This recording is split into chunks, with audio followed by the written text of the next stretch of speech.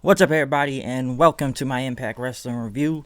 A lot of stuff going on in the show tonight. A lot of things also to be explained on here. Soon, it's also a lot of people looks like they're coming to this company. I gotta say, a lot of some surprises tonight. But in the semifinals of this entire tournament going on for the world title, which I should say number one contender for the world title, which still does not make a lot of sense. I thought about this before, and well, I think I already said this before that this whole tournament should be for the actual world championship, since the world champion is not on the show and stuck in Mexico. And even I have to wonder, why don't you just strip her of the belt and we'll just go on from that? Because you do need a champion on the show.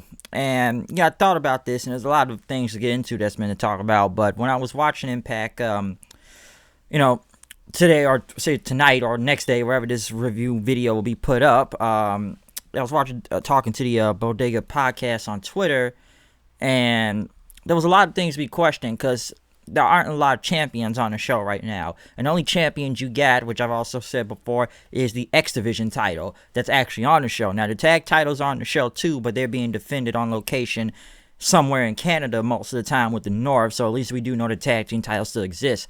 The people that have not been there, of course, is the Knockouts champion and the world champion on there. So you don't really have a lot of belts on this show, or just titles in general, due, like I said, due to the virus. And I understand they don't really want to be here during that. They don't have to work. It's their decisions, their choice. That want to stay safe. Said that before. If you want to do it, you don't got to do it. But I will, and he brought this up to me. There's a reason why the TNA World Championship is being there, due to the lack of belts, which I'm still now kind of understanding a little bit more why the TNA title is on there. And I've been liking Moose and this whole heel TNA champion. Honestly, he's the only real world champion you got on this show, because the other one's not even here. So at least you have a world champion on the show, even though it's bringing back a belt that hasn't been seen in the past few years now. But at least I can buy into Moose being a world champion and everything. It's the TNA title, but it still has something. It just hasn't been seen in a while, that championship. Because I've said about this tournament before, strip test of the title, because it hasn't been past 30 days or whatnot. And listen, a lot of plans got messed up, like the Rebellion pay-per-view. Well, we already know that was played on TV, but we all know it was supposed to be a triple threat match. But Eddie Edwards is out, Tessa Blanchard's out, Michael Elgin is the only one here. And I've said before, he's technically still the number one contender because he never got his shot. It's not like he never lost. He got put into a tournament, which is like he has to earn it all over again, even though he was already the number one contender. And I'm going to get into that later, which he may, I don't know if it will be out for this, but like I said, he's still the number one contender for that title and everything. Because this whole tournament, which, then again, every show looks like they're doing a wrestling tournament right now. Well, every wrestling show is kind of doing a tournament, mostly to pass the time in this whole, pandemic and whatnot. Because I guess tournaments are just easy to book and people follow along to it. It's been like it's been 3-4 wrestling tournaments right now in different companies. So we got tournaments all over the place. And it is to pass time, but I do question this, though. Once that person does become the number one contender, when will they face for the world title? I'm sure it'll be a future shot somewhere in the future. It will be, but that depends. Whenever this blows over, when will that person be getting a title shot for the world title?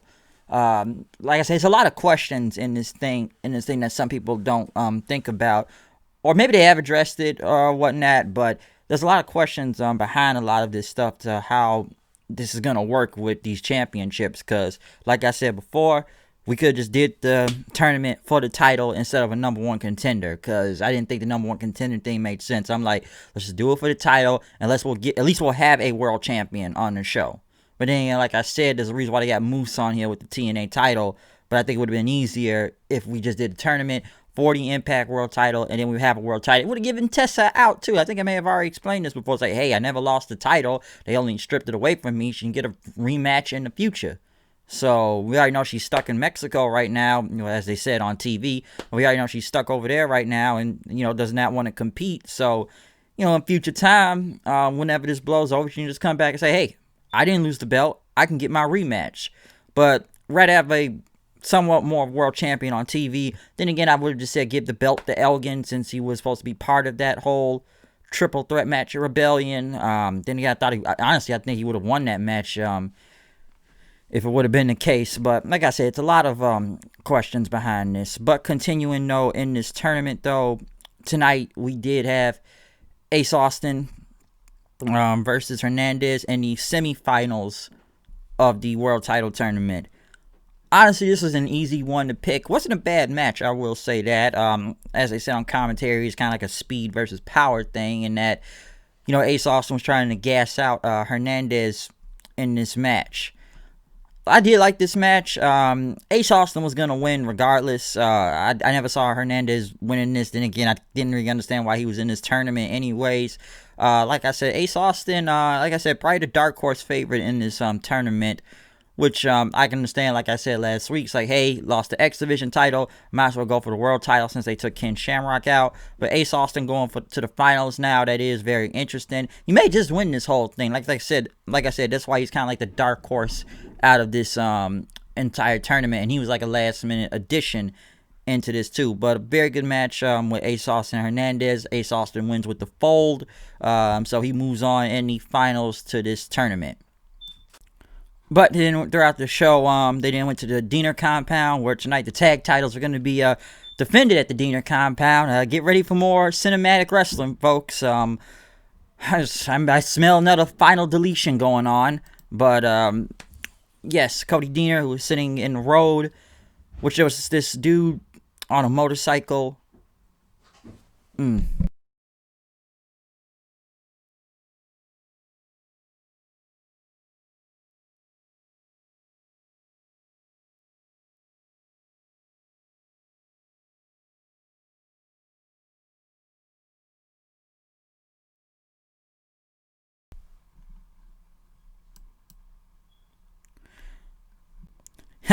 My bad about the pause right there, but this dude was just riding down a motorcycle, and I did kind of like how he said, hey man, this ain't no boneyard.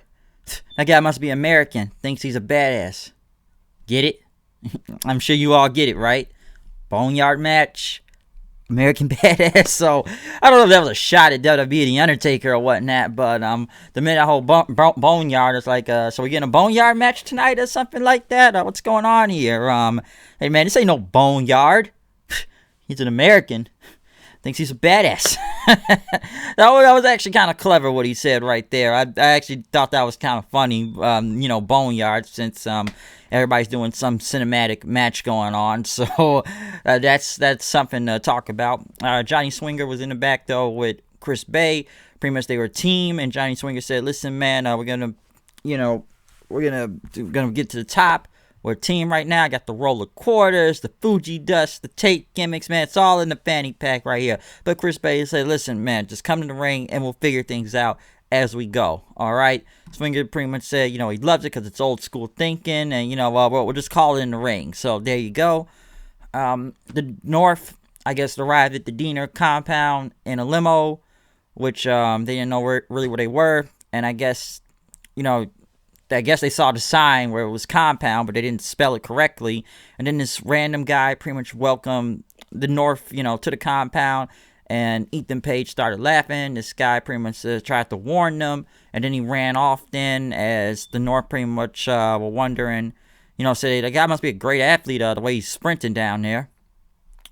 But, yeah, we'll get more into the compound later on. Oh, this right here. Yes, though, we then went to Michael Elgin, pretty much talking about his opponent tonight, Trey, in the main event.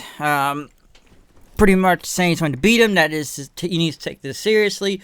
This is not the treehouse, and he is still going to become, the number one contender for the title, though. Thought I heard something there for a second. But, next, though, is Chris Bay versus Cousin Jake, which I'm surprised he was not on this compound, which we'll be getting into soon enough. But he was not there for that match, so he had a match with Chris Bay. They had Johnny Swinger out there with him. Not a bad match. What is that noise?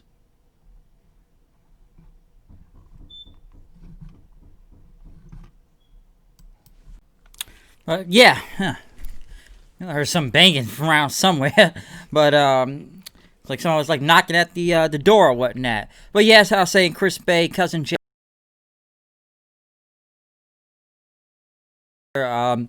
Jake is not bad. I don't know why they got him.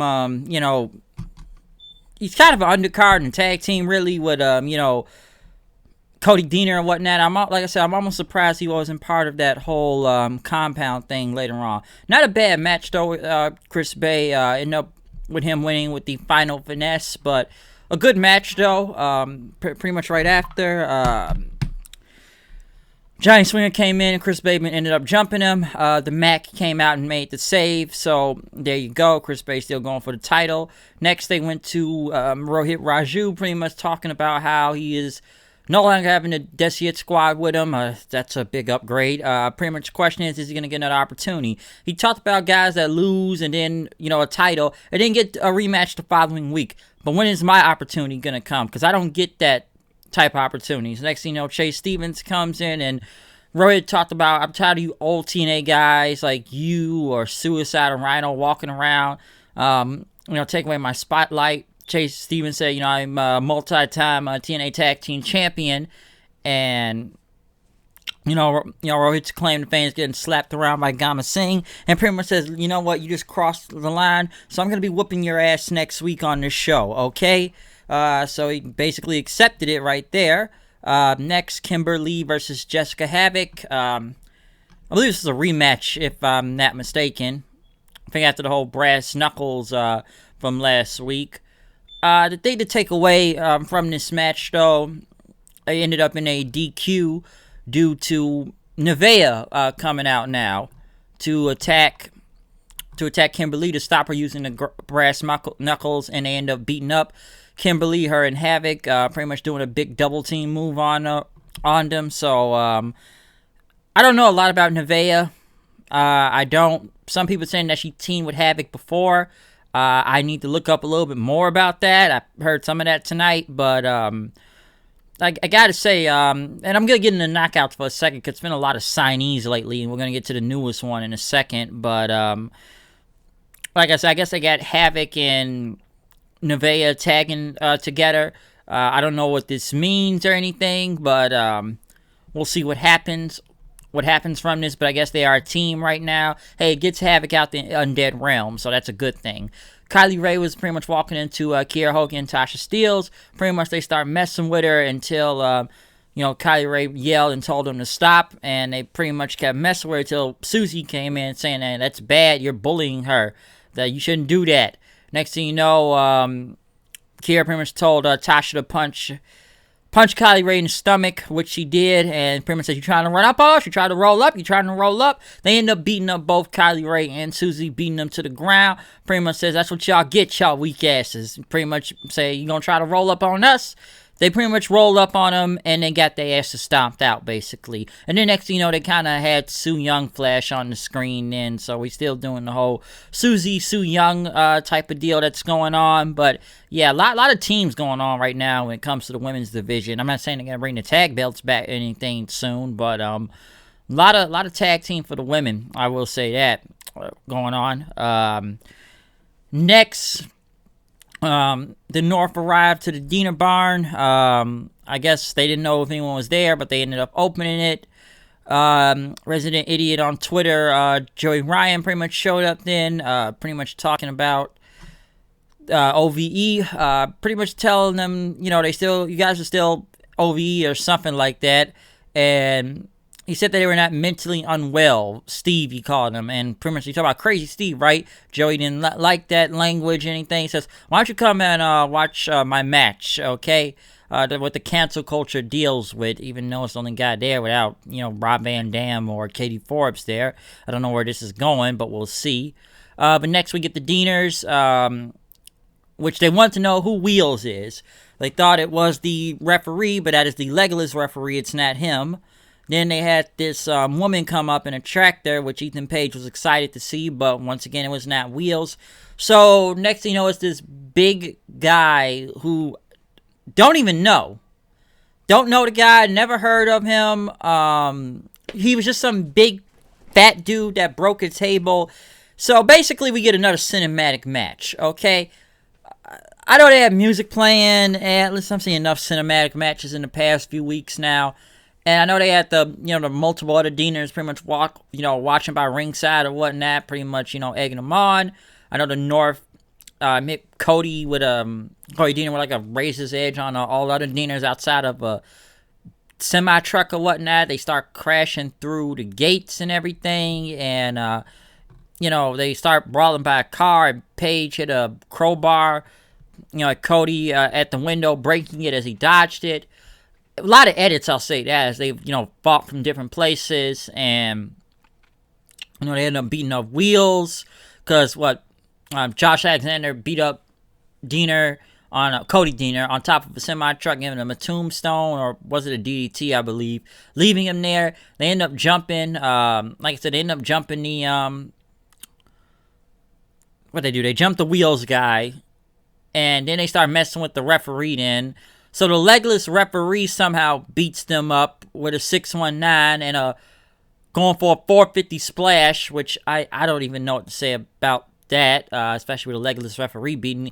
Well, then again, it's not like, well, AEW had a legless guy on the show, so I can't really say that much, I guess. But I don't know. After he tried to get him a 619, no, he did a 619 and a 450, but the referee was down. Cody pretty much got up, hitting the DDT on Alexander. He told the referee to get up, but it could not work. The North ended up hitting up Cody with their finisher in, but Wheels came back in with a double choke slam, and then the promoter from, they said, Destiny Pro Wrestling, I think it says, the guy that's been announcing with them for multiple weeks now, shows up, hits Wheels in the nuts, low blows him, and the North ended up winning, and then they ran as the other Deaners chased them out. Listen, I've seen enough cinematic wrestling matches for multiple weeks now. Listen, I know Impact was kind of the first ones to do it anyway, especially when Matt Hardy was there, which is still going on right now, but he was like the first one to do it.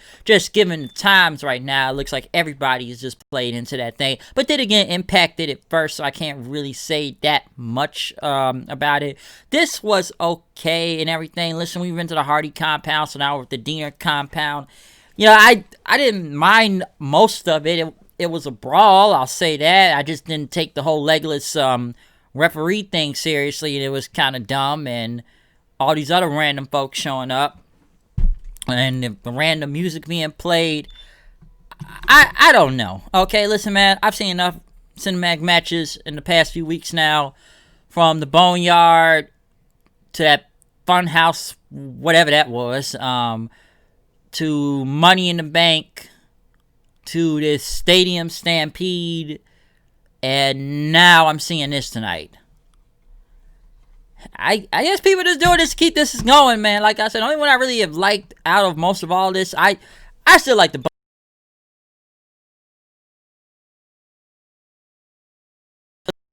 still out there, but at least it was a fight.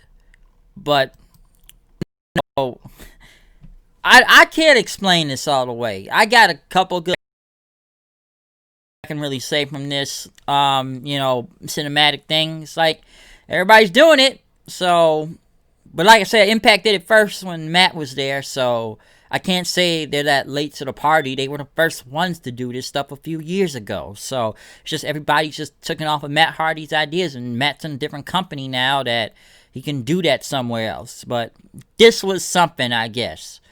They went to TJP and followed by pretty much talking about facing North for the titles, that they will get their title shot. But the Rascal said, "We beaten you." And he says, "You know what? It's 1-1, one more time then to see who's better." They then went to the Rascals then. They were in a smoke circle until Moose showed up.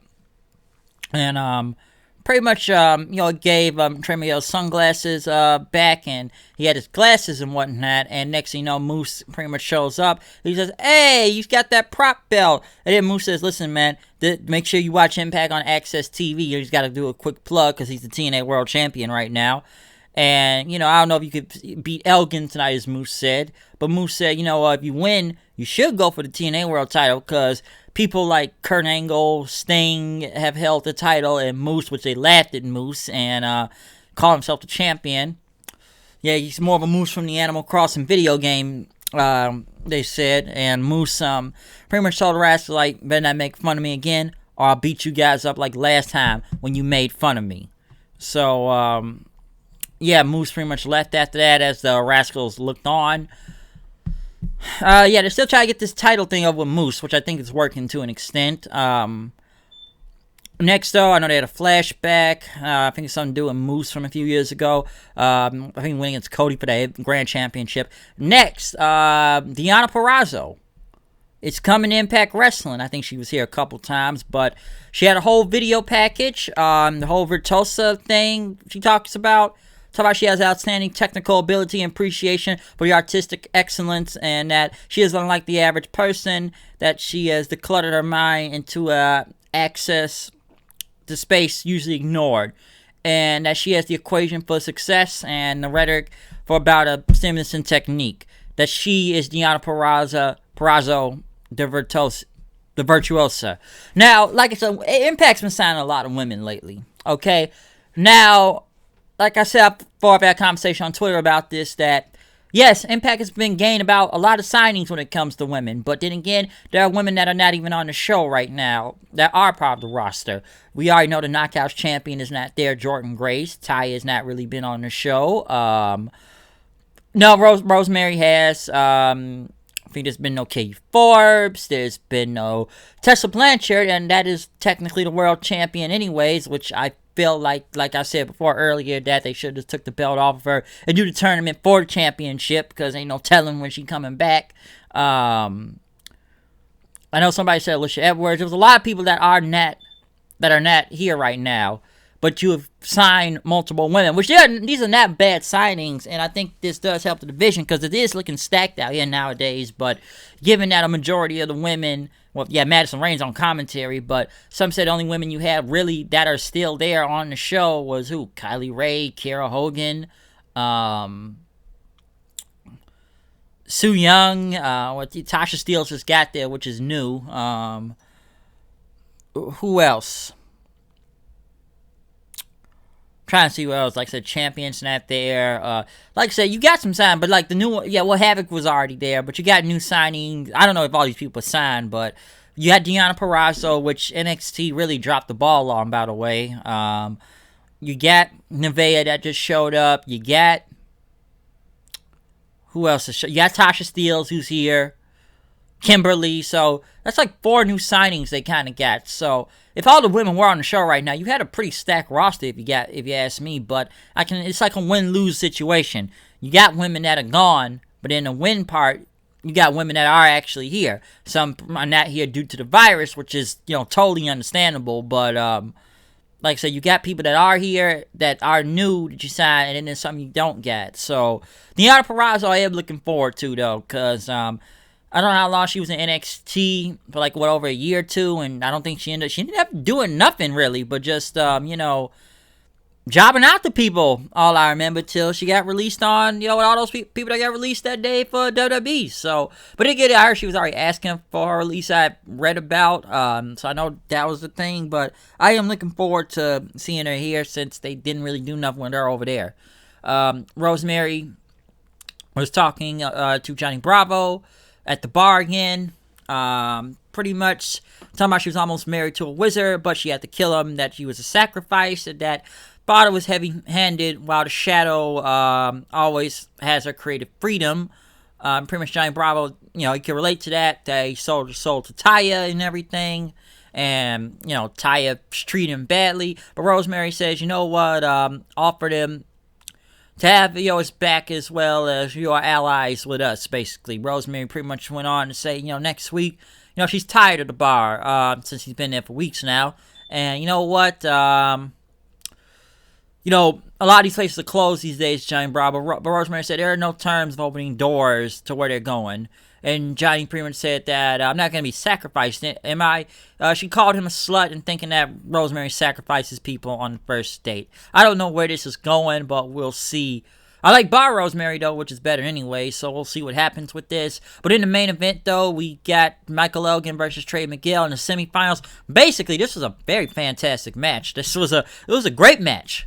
I like this match a lot. I'm sure everybody's going to say, well, why was it a crowd there? But this was a badass match. I recommend looking at this one. Elgin and Miguel here. This was good. Real good. Now, the finish, though, Elgin was going to go for the Elgin bomb. But, the ICU thing showed up.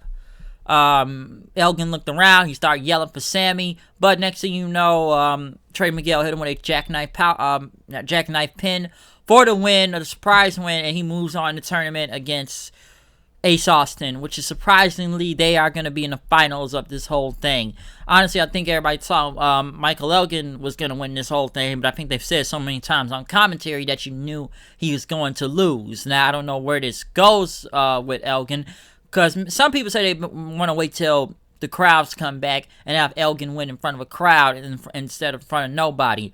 Now, whoever wins between, Ace Austin and Trey Miguel, he'll be, he's saying but it'll be a #1 contender shot, even though we've seen these two face each other at Hard to Kill. This should still be a great match. I thought they had a great match at Hard to Kill also. I think they'll have a great match here. I don't know who to say will go over. I don't think Trey Miguel is still ready. I don't think any of these guys are ready for the world title yet, but, because now I feel like if one of these two win the #1 contender spot, when do they face Tessa Blanchard for the title? I don't know. So a lot of things don't make sense about this all the way. It doesn't. But I thought the match with Elgin and Miguel was great. But obviously they want to still do a feud between Elgin and Sami Callihan right now, since Elgin took out Ken Shamrock. I guess, Sammy's getting payback after what happened last week. So we'll see what comes from this. But looks like we got Hard to Kill rematch in the finals between Trey Miguel and Ace Austin in this entire tournament. So we'll see what happens from this. Should be good. Should be real good. I did enjoy this match tonight, though. I will say the overall show was pretty good. I don't know if they're near the finals of this taping or whatnot, but because I don't know where they're going to do the next tapings at. Probably in the same place where they are right now. But the show was not bad tonight. Some good tournament matches. The Deonna compound thing, you could take whatever you want to take from it, honestly. You're either going to like it or hate it. That's all I can say from that. A lot of debuts. Got Deonna Purrazzo coming to Impact. Couple good things out in the show tonight. I will say that. Actually, some pretty good stuff on here. But other than that, though, that's my review. I'm out of here. I'll see you guys later. Peace. Comment, subscribe. Follow me on Twitter at HoodieKnight890. I'm done with this here. We will be back tomorrow night or today or whenever this video is uploaded for the NXT and AEW review. I'm out of here. I'll see you guys later. Peace out.